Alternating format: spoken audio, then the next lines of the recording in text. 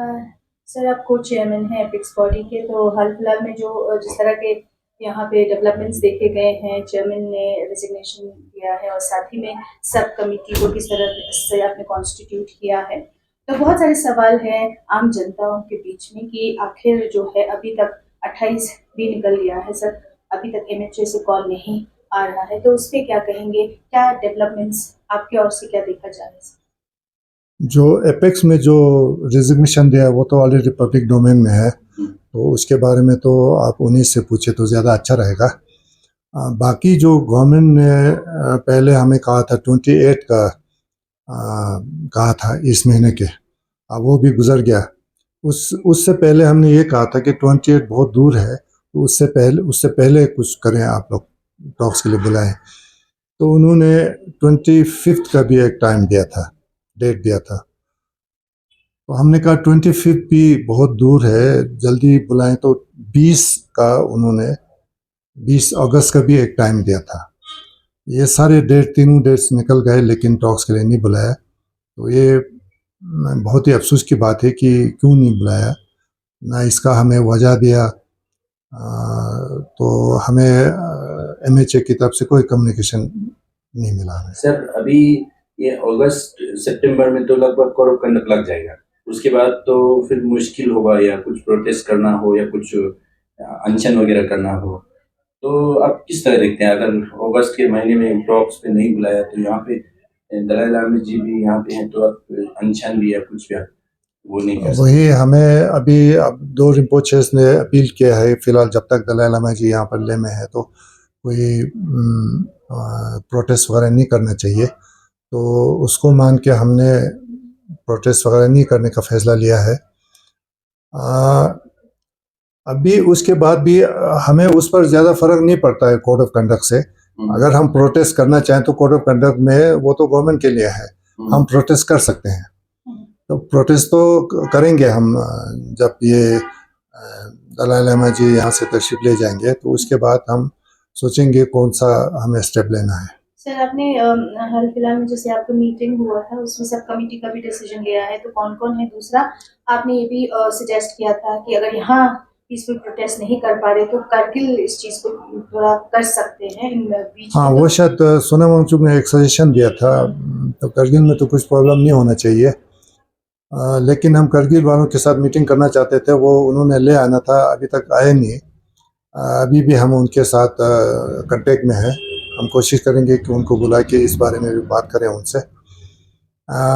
जो हमारा sub committee बना है, क्योंकि 2 हमारे सब कमेटी से बाहर हो गए हैं, तो तन सवांग साहब और जोरा रिक्जन साहब दोनों ने रिजिग्नेशन दिया है, तो हमने नया बनाया है। उसमें एक तो मैं हूँ जो कि पहले से था, मैं सब कमेटी में, फिर सोनम वांगचुक है, और हमने प्रपोज किया था अशरफ अली को, लेकिन उसमें कुछ प्रॉब्लम हुआ हमें, तो फिलहाल हमने सोनम परवेज का नाम दिया है।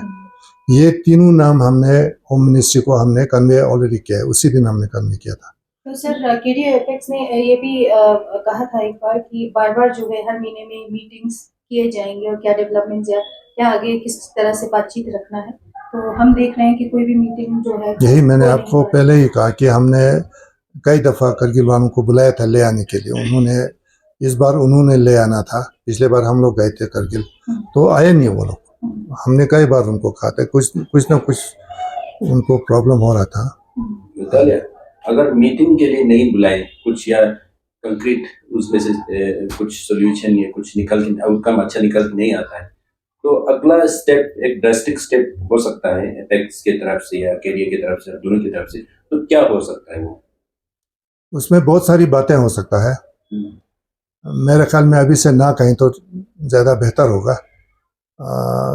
कई चीज़ों के लिए लोग बात कर रहे हैं, और हमें ये फीडबैक जो है पब्लिक की तरफ से आ रहा है, हमारी तरफ से नहीं है।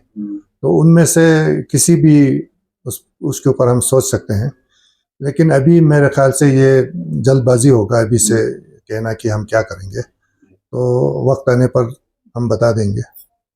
और आपने बीजेपी के प्रेस कॉन्फ्रेंस भी आपने देखा है जिसमें उन्होंने ये कहा था कि जिस हिसाब से चेयरमैन सर ने जो रेजिग्नेशन दिया है, तो जो नए कॉन्स्टिट्यूट आपने किया है उस वजह से भी बहुत फर्क पड़ने वाला है, और इससे एमएचए शायद इस चीज़ पे ना माने, तो इस वजह से भी डिले हो सकता है टॉक्स में। आपका क्या मानना है?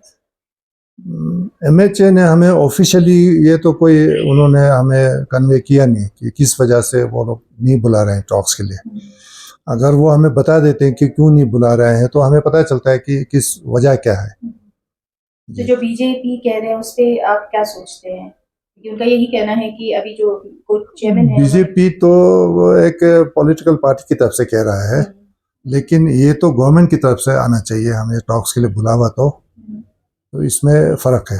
जी, तो सर वही आपने ये भी आपने ज़रूर पढ़ा होगा कि एलजी जो नए आए हैं वो इन्वेस्टमेंट बाहर जो इन्वेस्टमेंट लाने की वो बात कर रहे हैं लद्दाख में, फॉरेन इन्वेस्टमेंट या जो इंडिया से भी इन्वेस्टमेंट आ सकता है भारत के यहीं पे, तो इस पे आप क्या मानते हैं?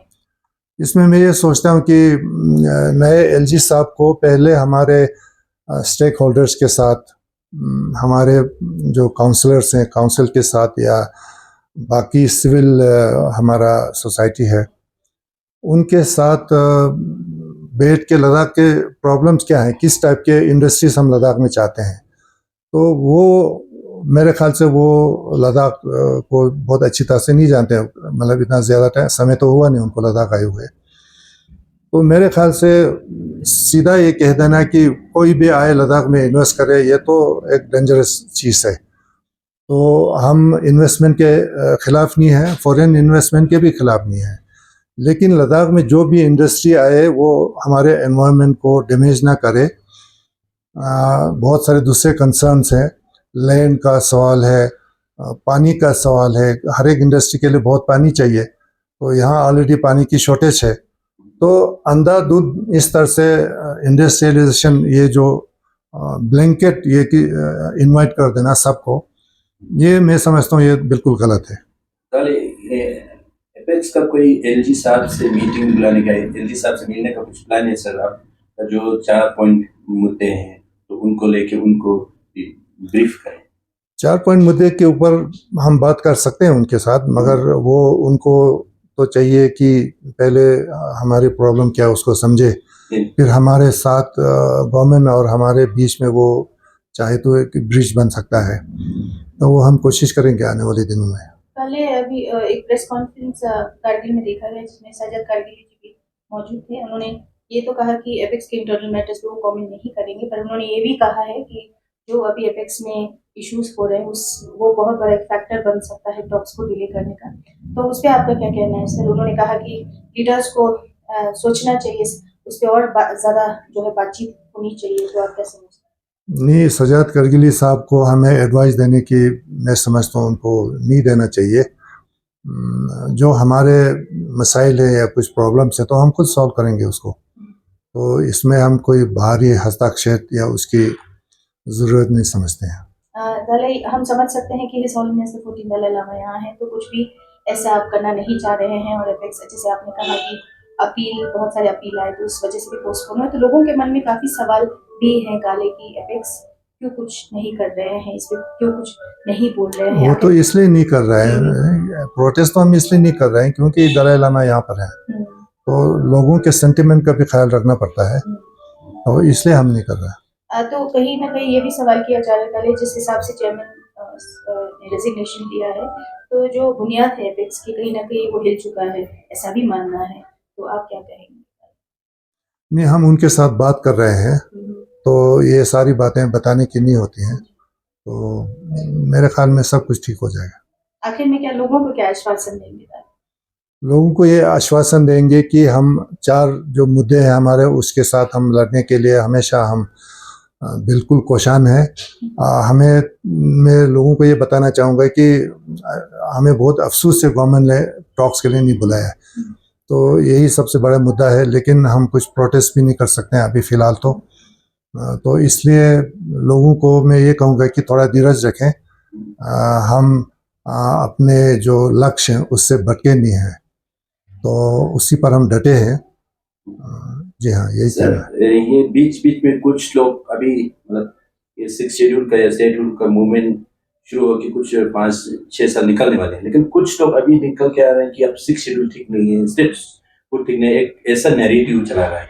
आपको क्या लगता है, ये कोई करा रहा है या इनको कुछ पता नहीं होगा इसलिए कर रहा है? मैं समझता हूँ जो इस टाइप के लोग बोल रहे हैं, ये जो बातें कर रहे हैं, उनको उनका देखिए वो क्या इतने पढ़े लिखे हैं वो कि ये बता सकें। अगर कोई सेमी एजुकेटेड है या कोई अनपढ़ बोल रहा है तो उनके समझ में ये नहीं आया है। ये भी हो सकता है कि उनसे कोई बुलवा रहा है, तो ये तो पब्लिक खुद तय कर सकते हैं कि किस टाइप के लोग हैं वो।